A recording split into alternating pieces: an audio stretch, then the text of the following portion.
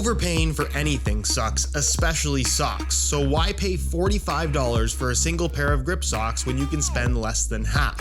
Pure Grip Socks Pro feature our best materials for optimal fit, moisture wicking, and performance at a fair price, just $16.99 a pair at puregripsocks.com. As we approach the home stretch of 2021, I think it's safe to say that it was a pretty incredible year for football boots, but that's not to say that there weren't some disappointments, which is why today I want to talk about the top 5 most disappointing football boots of 2021. And that's not to say that the boots I have on this list are necessarily bad, although some of them are, but they're football boots that perhaps had high expectations, and then upon their release, people were a lot less excited. Nothing worse than thinking something's going to be really good and then it's not. So with that in mind, I'm going to give you my picks and why I've picked them. Feel free to share your own picks down in the comment section. As always, if you guys end up enjoying the video, please don't forget to support it with a like. And also guys, I have a goal of hitting 750,000 subscribers on the channel by the end of the year. So for those of you that watch the content, enjoy it, but maybe aren't subbed to the channel, it would mean the world to me if you could hit that subscribe button along with the little bell notification so you get notified when the next new video goes live. I'll be straight up with you guys. I don't think the Future Z1.2 is necessarily deserving of being on this list, but Puma as a brand releasing the Future Z1.2 as a new model, I think is just silly at this point, and we're seeing it far too often from Puma as well as other brands where they simply change up some of the texturing on the surface, don't even really change the graphics all that much. They add some stripes to the heel and they call it something all new, even though it's exactly the same from a fit, feel, and experience standpoint as the Future Z1.1 that it replaces. The Future Z1.1 was a great pair of football boots. Unsurprisingly, the Future Z1.2 is equally as great, but the fact that they try to pass this off as something new for the sake of hyping up a football boot that isn't actually different in any way at all, I think is just silly at this point and downright disappointing.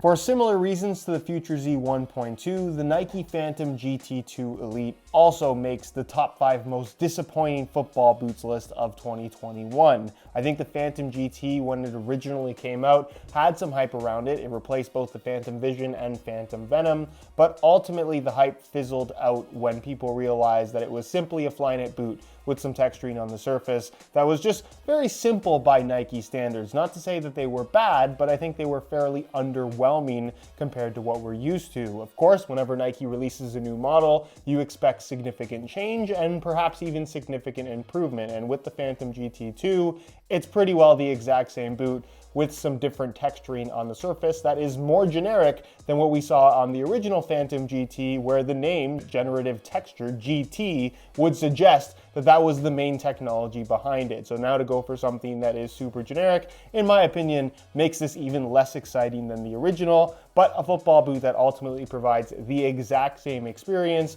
one that's still very good, but one that is certainly disappointing in the grand scheme of brand new Nike models.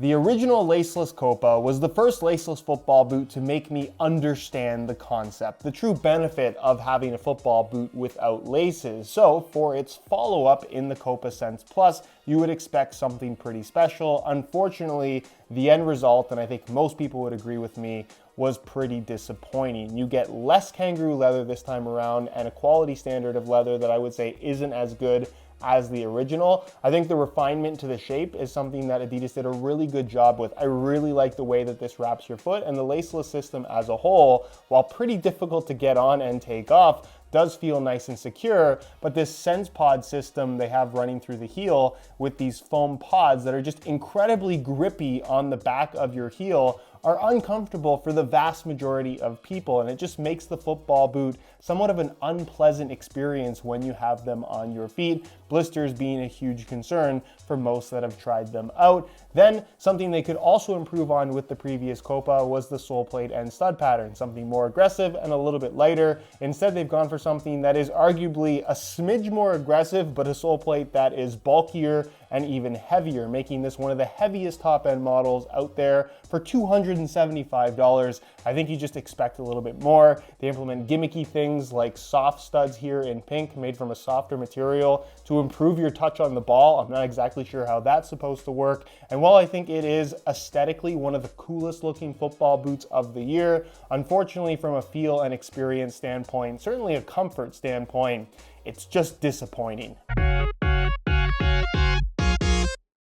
When you hear the Adidas Copa name, you expect a high quality leather football boot that's going to feel the part and at the very least be extremely comfortable. And given the somewhat rough run of 0.1 Copa models over the last couple generations, I had high expectations for the Copa Sense 0.1. Unfortunately, it just ended up being a massive disappointment. Similar to the Copa Sense Plus, you're gonna find that there is not very much leather on this football boot. Yes, it's kangaroo leather. Yes, it's decently soft, but it's literally just here in the forefoot and toe box area and not even on the medial side, which I think is just shocking. Instead, you're getting a combination of memory foam and this textile-based synthetic that just feels really stiff and rigid on your feet. You also get that same Sense Pod heel lining material, which I think is incredibly uncomfortable. And it's a football boot that overall just feels stiff and rigid on your feet, exactly the opposite of what you would expect a leather Copa to feel like. There just simply isn't enough leather to even justify calling this a Copa, in my opinion. Pair that up with the same sole plate and stud pattern that is kind of lackluster and just bulkier and heavier than it needs to be, and the end result is a football boot that I'm not sure why you would actually pick if you're on the market for a pair of leather football boots. Something like the Nike Tiempo Legend 9 Elite is so much better than these, it's not even close. While it took Neymar signing a multi-million-dollar contract with the Puma brand to get people to realize how good the OG Puma King Platinum was, it was a football boot that for $200 really offered something that you couldn't get from anything else. Incredible value for money, a very pure leather touch on the ball, but one that fit very sleek, almost like a speed boot, and didn't have the bulk normally associated with leather football boots. For 2021, we finally saw an update to the Puma King Platinum in the King Platinum 21, quite possibly the most disappointing upgrade of all time.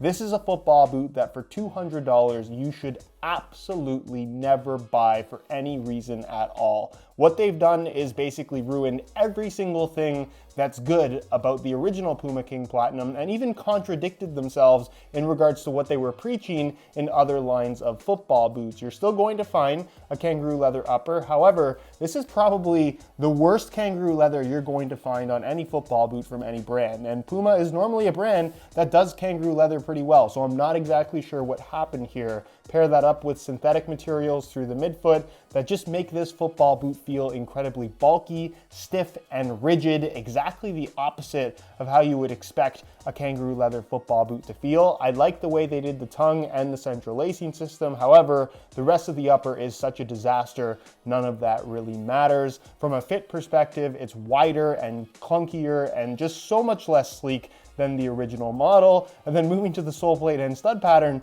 they've actually taken a sole plate that was supposed to be exclusive to the women's version of the Puma Ultra, but for whatever reason, it's made its way here onto the men's version of the Puma King Platinum 21. How that makes any sense at all, I'm not really sure. As an overall functional sole plate and stud pattern, it's actually decent, but it just doesn't make any sense given what they've done with the upper. For $200, it is a disaster of a football boot and by far the most disappointing release of 2021.